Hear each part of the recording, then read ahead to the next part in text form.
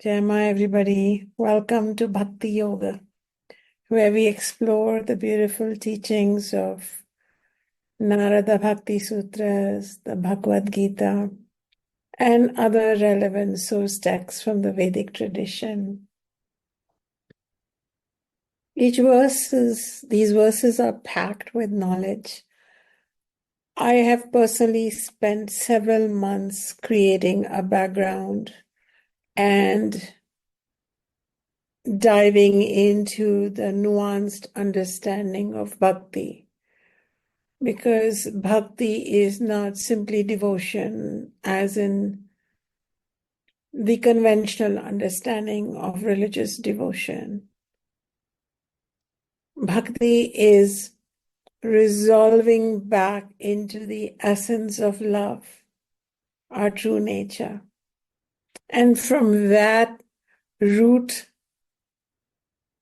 dimension of our being, which is nothing but pure love, offering it to our own higher ideal, Ishvara.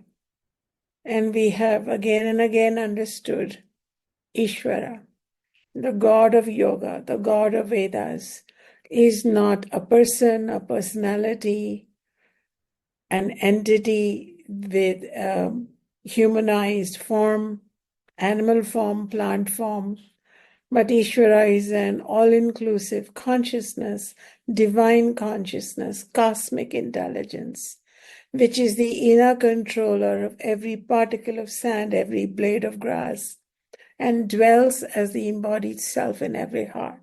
So it is the collective self, the collective mind, the collective Shakti that each one of us has in tiny portions that really becomes Ishvara.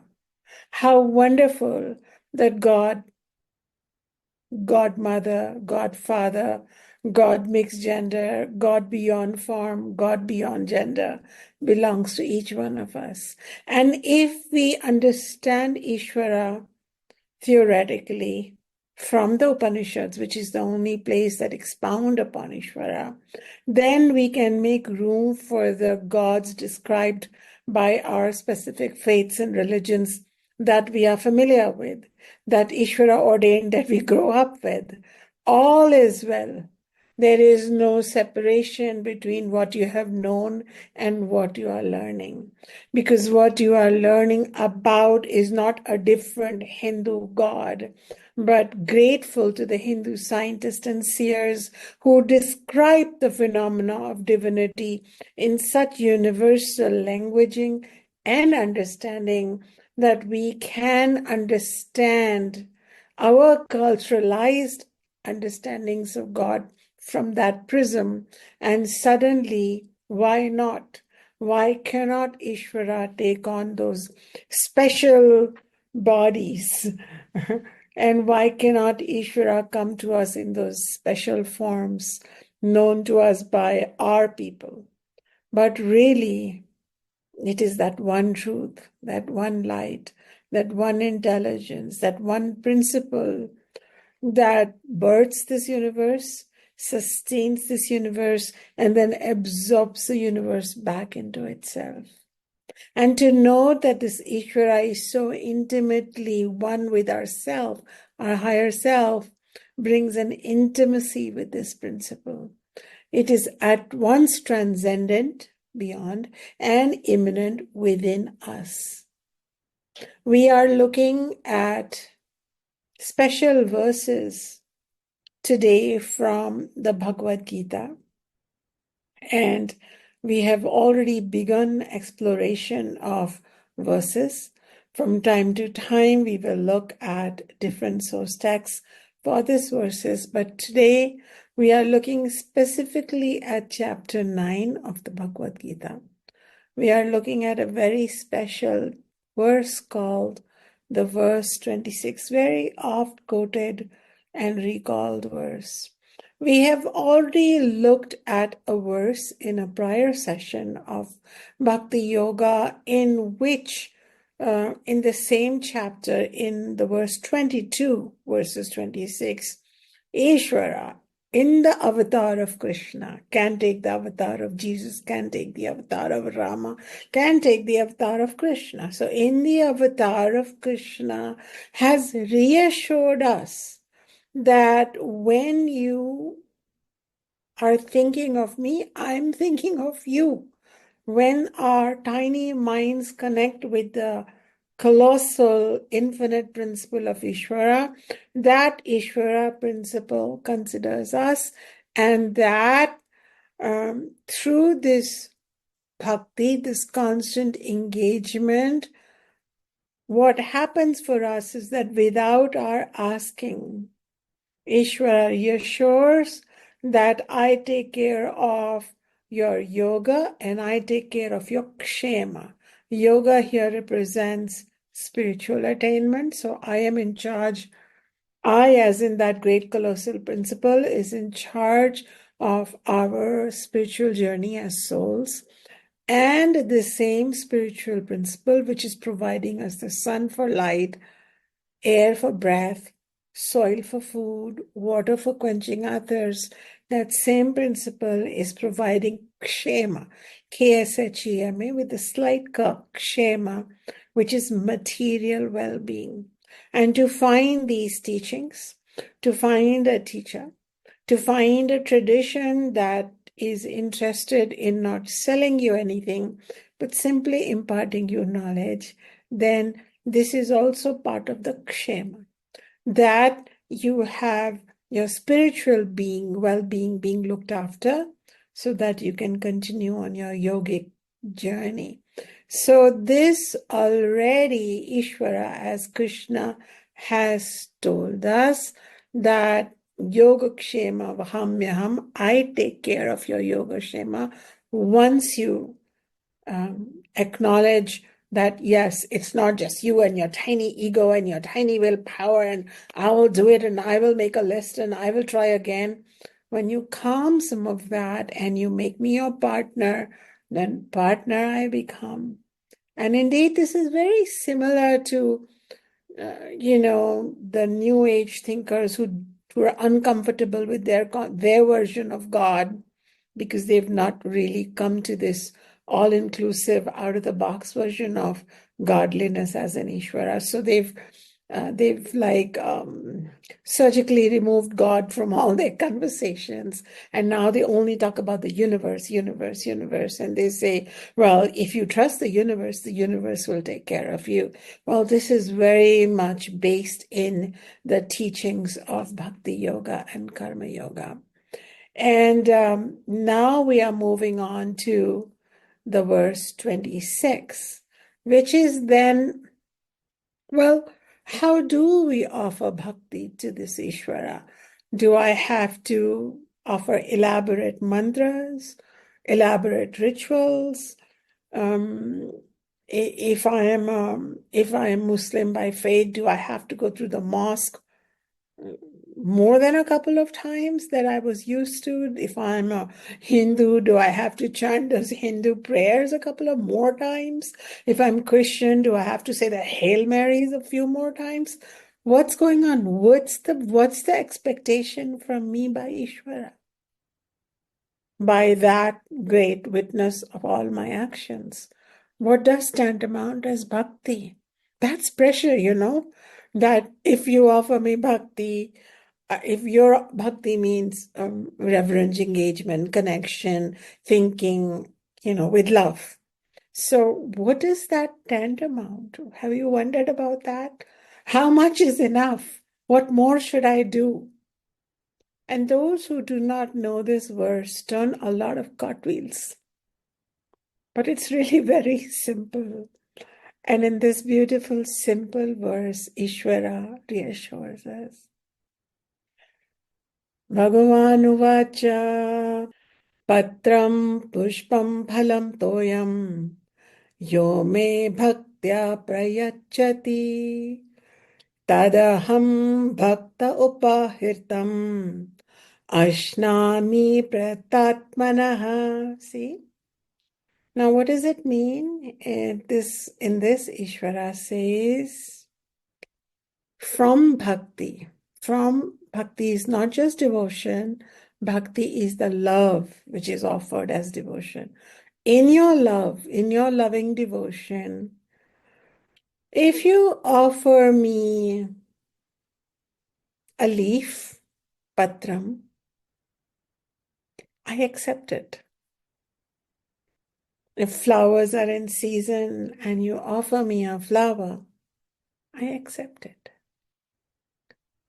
If you come across fruits and you're excited and you want to share that fruit, which by the way is the garden that I have created, and you offer me that fruit, I lovingly accept it. And if none of these are around for you and you just offer me a teaspoon of water, I accept it equally joyously because you have offered it with a loving heart. If this is not the season for flowers and fruits, you offer me leaves. And if no leaves are there, you offer me a drop of water, which is available. And you could offer physical water, you could offer physical flowers, or you could chance upon flowers and say, Ishvara, I offer them to you. You can pluck the flower and take it to a symbol of Ishvara in your home, like I do every morning. But sometimes I chance upon a flower and it's not mine to pick nor the time to pick. So I just look at it and I say, I offer it to you, Ma Durga. So it's a thought. It's a thought where my ego is not consuming it. I am offering it to Ishvara. And by making this wonderful statement, Sri Krishna is revealing Ishvara's loving nature. That Ishvara as a principle, as an intelligence, is not concerned with the material value of what we offer. I will make Ishvara's murti a golden crown and silk robes. That's up to us.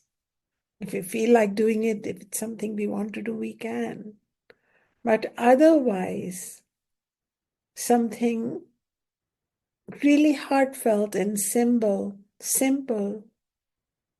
which is endeared with our love, is the way to offer bhakti. So in this case, Krishna, the supreme master of multiple universes, whose mere thoughts creates universes and dissolves them.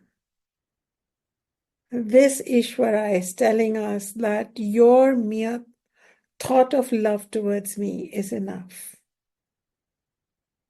And I accept those offerings that you make with a pure heart. How does it become pure? Because it's an action of love. It's not like, well, I'll give you a flower and then you make me win the lottery. It's not that. It's a trust. It's a beauty. It's a childlike offering. And when that is given, it is accepted with love.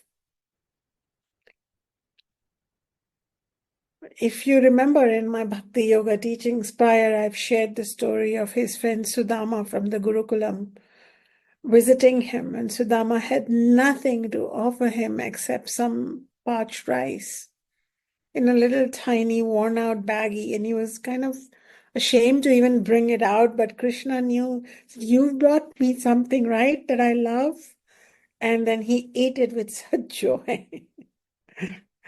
So that is what Krishna is. And we've talked about how Rama accepted his devotee was tasting the berries and then feeding him, and Rama was overjoyed to have those berries too. So in fact, there is a story in Mahabharata where before the Mahabharata war, Krishna was acting as a mediator. So Krishna was playing this earthly role in his avatar. So some with the right eyes could know that this is Ishvara, and others disdained him, which is always the case. The good people, the good teachers, the good souls are not always recognized. So Krishna went to the evil Duryodhana, the evil cousins palace in Hastinapur to try and talk about peace. And their leader was Prince Duryodhana. And Duryodhana wanted to woo over Krishna to his side. So he had 56 different items prepared for him. This is known as Chappan Bhog.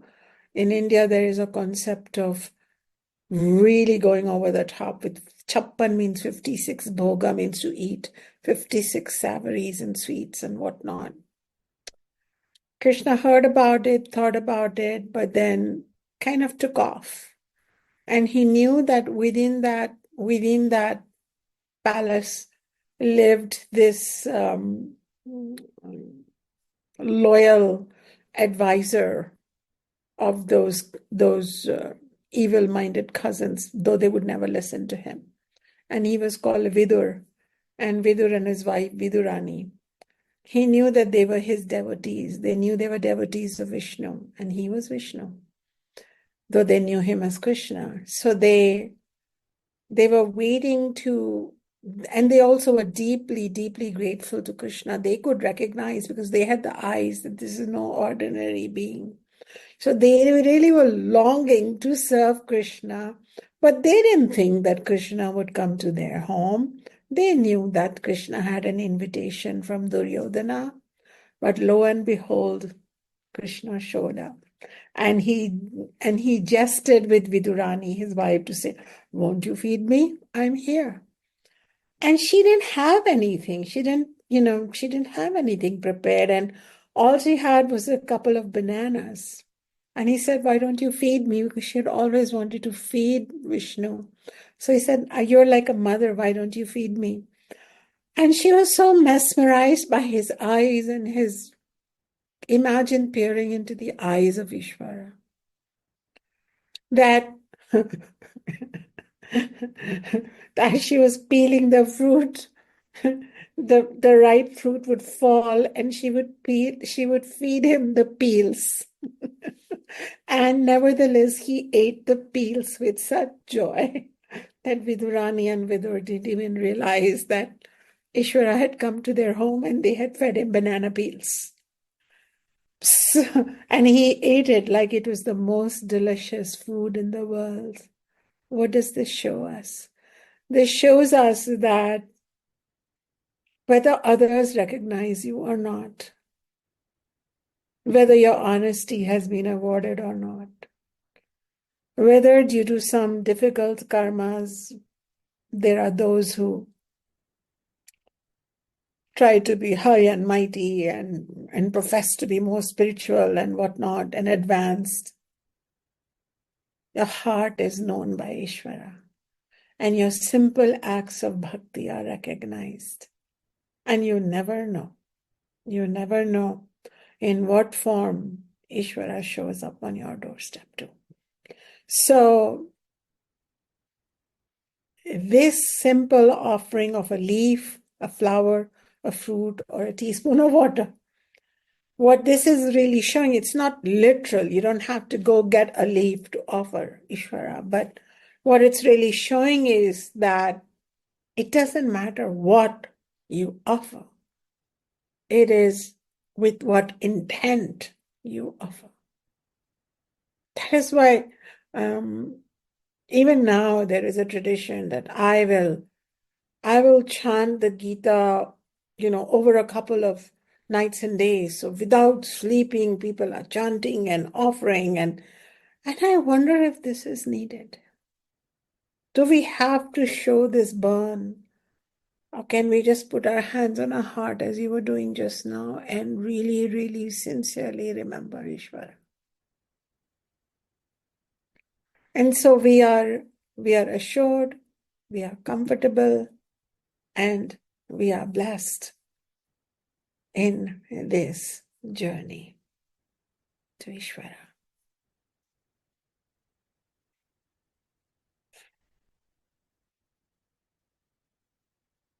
Now I'm going to take a leap into chapter 3, verse 30. Now we're going to go to verse 30. And verse 30 is actually a verse that I will spend considerable time on in the year 2025 when I deal with karma yoga. Because this verse 30, presents karma yoga in a nutshell. It actually has 5 teachings to impart us, 5 commandments of how to be and act in world. And if we get that down, we become stress-free, worry-free, and we align with universal Ishvara will. Okay. But for now, I'll keep it simple. And this is more from a Bhakti Yoga perspective. But see, that's the thing. Bhakti Yoga and Karma Yoga are twin yoga paths. And this is a good time to remind you again that a fallacy, it's a complete fallacy, that Bhakti Yoga is for the sentimental type of people. Karma Yoga is for the active type of people. Upasana Yoga or Raja Yoga with meditations and asana, etc., is for the hyper-focused, disciplined people. And Jnana Yoga is for the intellectual, scholarly type of people. This is such a fallacy. This is so unfair. Really, a yogi has to begin with understanding some Jnana Yoga, like basic things about Atma, Paramatma, or what is Ishvara, what is Atma. But then we have to really melt into Bhakti. We really do. Because it is the unveiling of our own loving essence that removes our pettiness and our bitterness and our sense of competition and our sense of angst. And, we gradually start flowing. So it's a real good preparatory yoga. And we are now primed for Karma Yoga, which is this verse 30 of the chapter 3, which will then teach us how to live in this world, trusting Ishvara. And so you're getting a little sneak peek right now of Karma Yoga. And when we are like soft in our heart, pleased with Ishvara's blessings and dedicating all our actions to Ishvara through Karma Yoga, we're already feeling really good. We're in the same life, the same stresses, and people say, what happened to you? And you're writing happy things. Oh, I'm fine, I'm cruising along.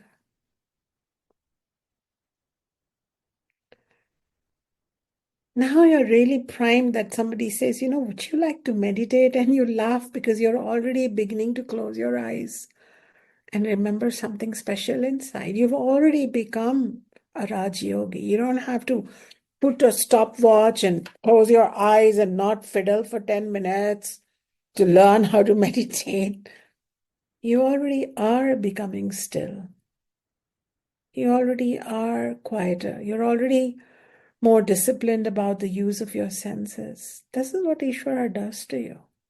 So Raj Yoga is a natural progression. Everybody doesn't need to walk that path, but those of you who do, who follow me into that teaching in the year 2026, you now really want to convert your being into a temple. And then as you do, and I'll be just the same teacher and I'll be telling you about Atma and Brahman, and I'll chant from the Upanishads in 2027. If I'm still in the body and not on another journey and you are still in the body. So you'll hear it, I'll speak it.